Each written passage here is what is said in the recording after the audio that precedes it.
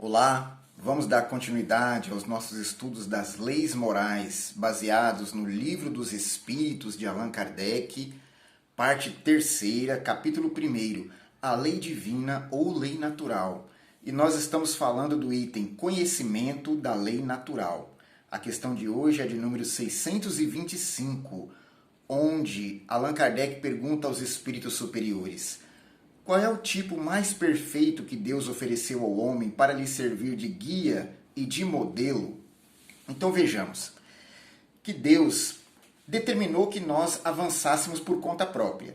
Então nos criou seres perfectíveis, com capacidade para nos desenvolvermos em todos os aspectos.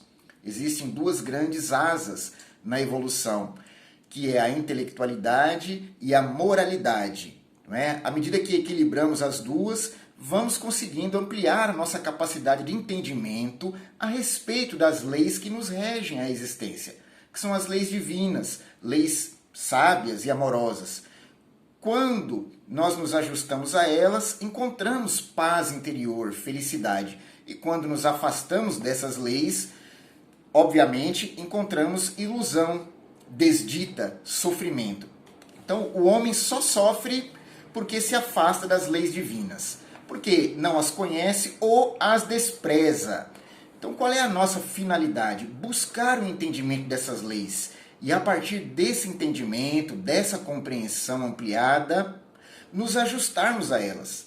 Ajustar os passos, o comportamento, o intelecto e principalmente o sentimento à lei divina. Porque andando junto a ela, nós garantiremos a nossa felicidade, a harmonização íntima com o próximo, a paz interior. Então, nessa caminhada, Deus não nos deixa sozinhos. Ele nos dá referências para que possamos seguir. E a maior delas é Jesus. Então, Allan Kardec perguntou: qual é o modelo mais perfeito que Deus ofereceu ao homem para lhe servir de guia nessa trajetória?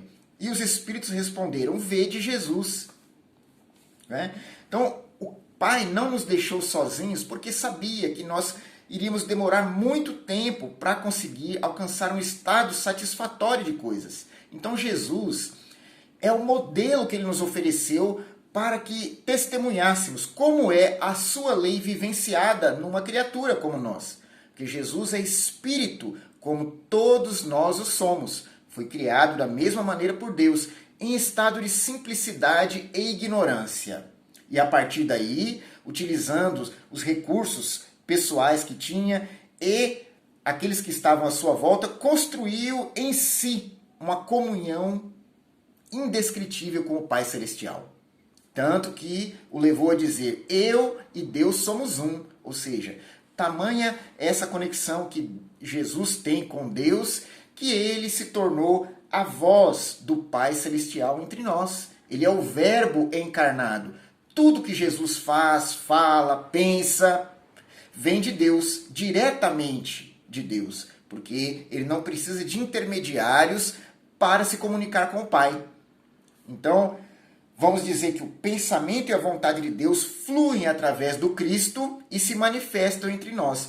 Nós fomos testemunhas disso durante os 33 anos que ele viveu reencarnado aqui no mundo, justamente para nos servir como guia e como modelo. Se nós temos alguma dúvida de como aplicar a lei de Deus, olhemos para Jesus.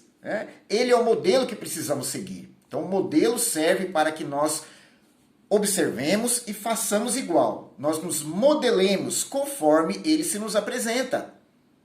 Então, por isso que os espíritos superiores disseram: vede Jesus. Olhe para Jesus. Observe Jesus nos mínimos aspectos da sua vida. Preste atenção nas palavras que ele diz, porque não há nada ali que se dispense.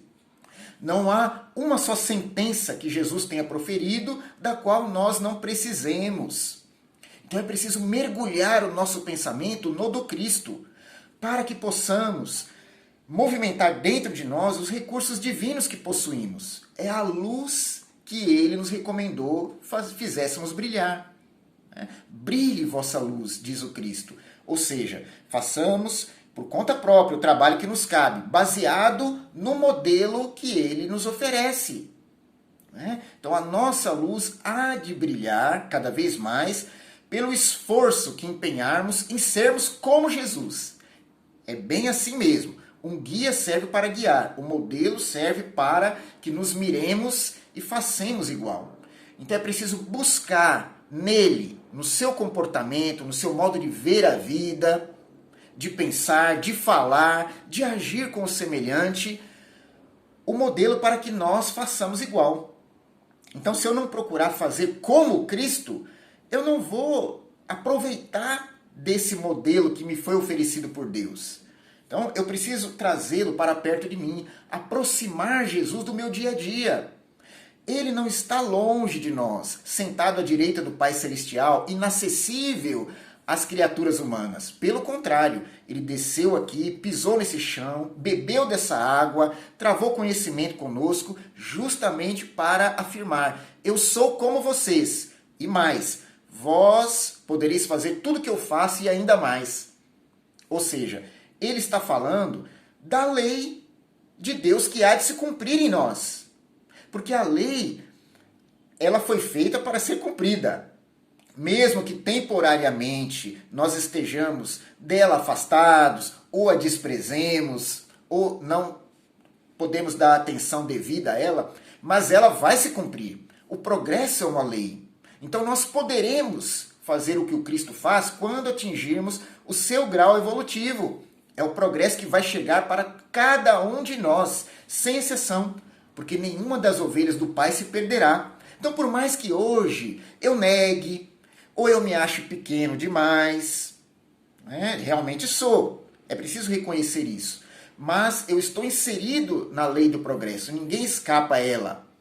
Né? Então eu vou fazer o que Jesus faz, e ainda mais, porque o progresso não para.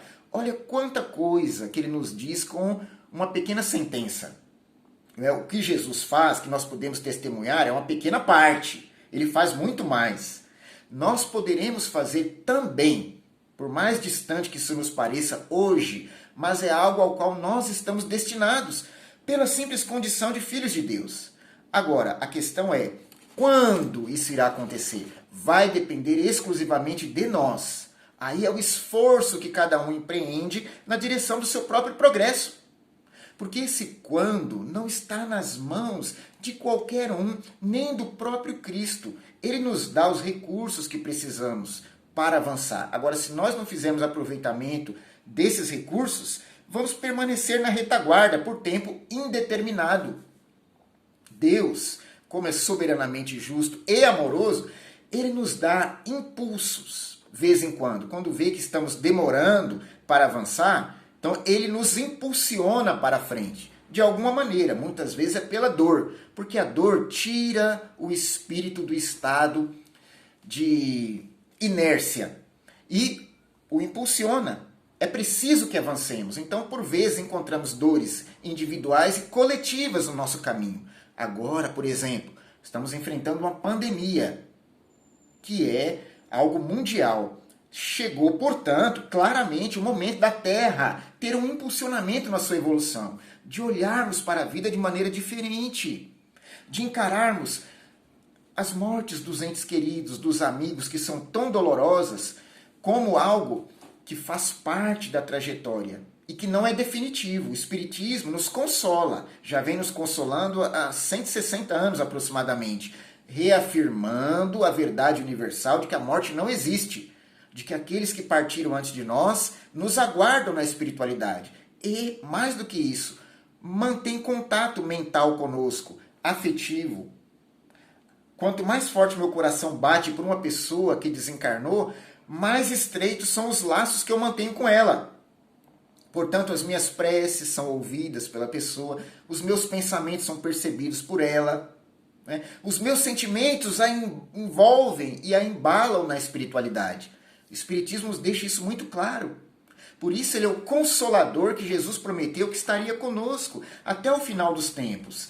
Porque é algo que se consolida no nosso íntimo, abre o nosso entendimento a respeito da lei e permanece conosco, porque se torna patrimônio. Tudo que nós consolidamos a respeito de entendimento, de compreensão, ele permanece conosco.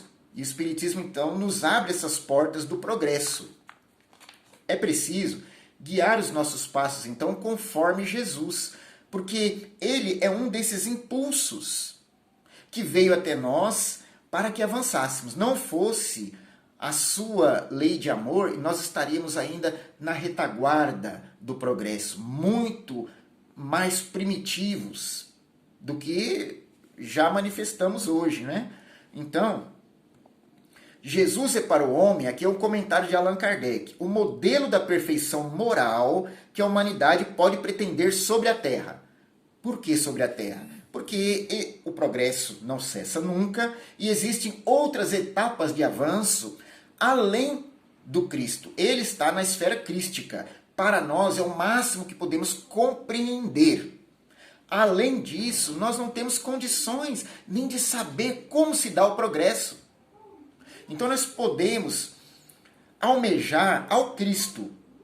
Quando chegarmos lá, obviamente, nosso olhar vai se ampliar a respeito da obra de Deus. Nós vamos ganhar maior compreensão sobre ela e teremos, logicamente, melhores condições de seguir avançando.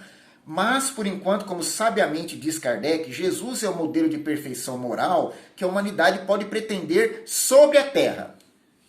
Sobre outros orbes, outros planetas, porque há muitas moradas na casa do Pai, lá pode haver outras perspectivas maiores, certamente há.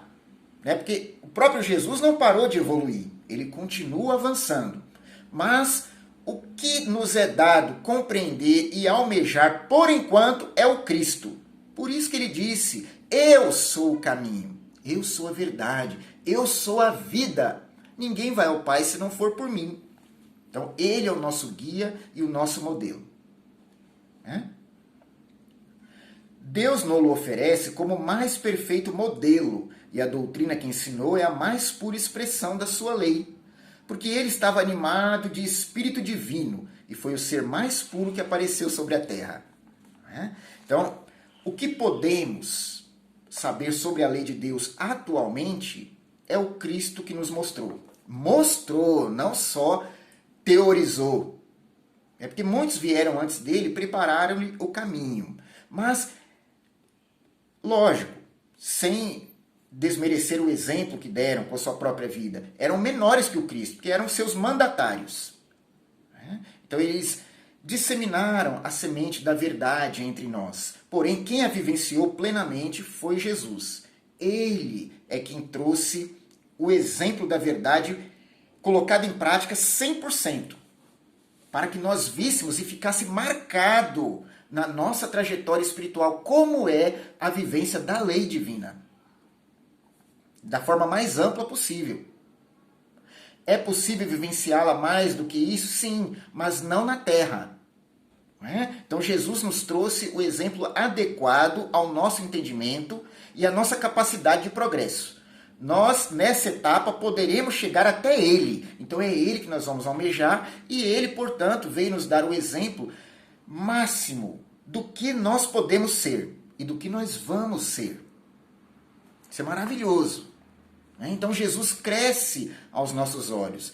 Ele deixa de ser aquele que crucificado, no qual nós o mantemos até hoje, muitos na cruz. E ele passa a ser um companheiro de trabalho, de progresso, de conhecimento. Ele passa a ser o nosso alvo, porque ninguém almeja uma cruz. Se nós mantemos Jesus na cruz, vamos afastá-lo de nós. Vamos colocá-lo ali na parede, com todo respeito e veneração, e vamos ficar observando. Não, esse sacrifício foi ele que fez, eu não quero. Imagina se eu estou à altura desse sacrifício. E não estamos mesmo, mas a questão aqui não é o sacrifício que ele fez. Isso aí realmente só cabia a ele. É o sacrifício diário que nós podemos fazer, em seu nome, que é o de vencermos a nós mesmos, as nossas próprias imperfeições. Isso nós podemos fazer. Não é? Então, para nos auxiliar, ele está do nosso lado. Se alguns daqueles que pretenderam instruir o homem na lei de Deus algumas vezes a extraviaram por meio de falsos princípios, foi por se deixarem dominar eles mesmos por sentimentos muito terrestres e por terem confundido as leis que regem as condições da vida da alma com aquelas que regem a vida do corpo. Vários deram como leis divinas o que não eram senão leis humanas, criadas para servir as paixões e dominar os homens. Então aqui Kardec fala um pouco daqueles que pretenderam instruir os homens nas leis de Deus. Nós falamos que vários foram os seus profetas, os seus emissários. Esses não se equivocaram. Porém, muitos inspirados e de boa vontade até, pretenderam instruir os homens nas leis de Deus. Quantos se elevaram ao cargo de sacerdotes desde a época dos fariseus? Eles eram representantes de Deus na terra e pretendiam instruir os homens nessas leis. Agora, o faziam de acordo com as suas condições, né? E normalmente se dedicavam mais ao que estava fora do que a trabalhar o espírito, as condições íntimas das criaturas. Então observavam a lei de maneira exterior, porque confundiam as coisas terrenas com as coisas divinas. E eram muito seduzidos por essas coisas terrenas. Aí as coisas de Deus ficavam em segundo plano. Por isso que Jesus chamava os fariseus de hipócritas, porque falavam em nome de Deus, mas não professavam a fé da maneira que deveriam, porque não se aproximavam do Pai Celestial e nem conduziam o povo a essa aproximação. Então qual era o seu papel como sacerdotes? Era satisfazer os seus desejos terrenos? Era ver o seu orgulho exaltado por terem muito, por serem poderosos? Então, e esse comportamento dos fariseus nós analisamos não para julgar, mas para nos equiparar. Que em muitos comportamentos nós se equiparam ao dos fariseus. Por vezes, nos deixamos tomar pelas coisas terrenas mais do que deveríamos. E isso influencia na profissão de nossa fé. Então, eu professo uma fé. Ela deve estar em primeiro lugar, porque o que molda o meu caráter são os valores íntimos, né? E o quanto eu me empenho por manter esses valores vivos, né, nas minhas ações. Então, isso fortalece a minha fé. Agora, se eu me deixo levar pelas sensações que a matéria me traz, se eu me preocupo mais com as questões terrenas, transitórias e passageiras do mundo, eu misturo a minha fé essas preocupações. Então é o que Allan Kardec falou. Não vai ser uma manifestação legítima, né? Por quê? Eu vou me extraviar através de falsos princípios, por me deixar dominar por sentimentos muito terrestres e confundir as leis que regem as condições da vida com as que regem a vida do corpo, né? Então, as leis morais, elas estão aí para nos guiar no entendimento da vontade de Deus. Jesus é o modelo de manifestação dessas leis. Então, nele estão manifestas todas as leis. Tudo que ele fez está de acordo com a vontade divina. Por isso que precisamos olhar para ele. É vede Jesus, a resposta dos Espíritos. Então, olhe, observe e faça como ele.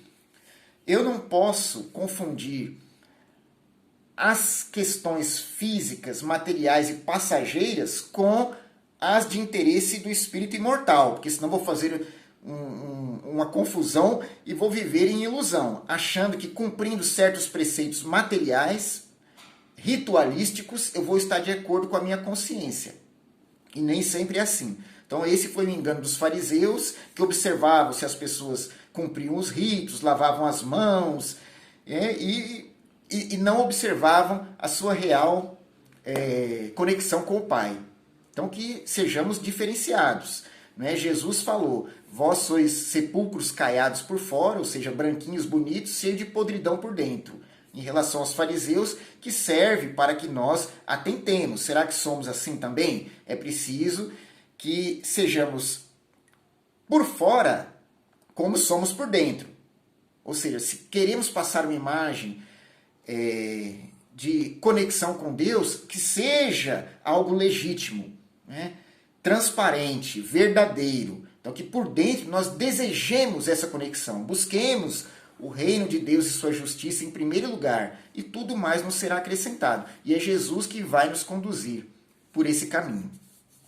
Então, por ora, vamos ficar por aqui. Na próxima reunião continuaremos falando sobre o conhecimento da lei natural. Que Deus nos ampare, que Jesus nos fortaleça e que os bons espíritos permaneçam conosco nessa busca. Até mais e obrigado.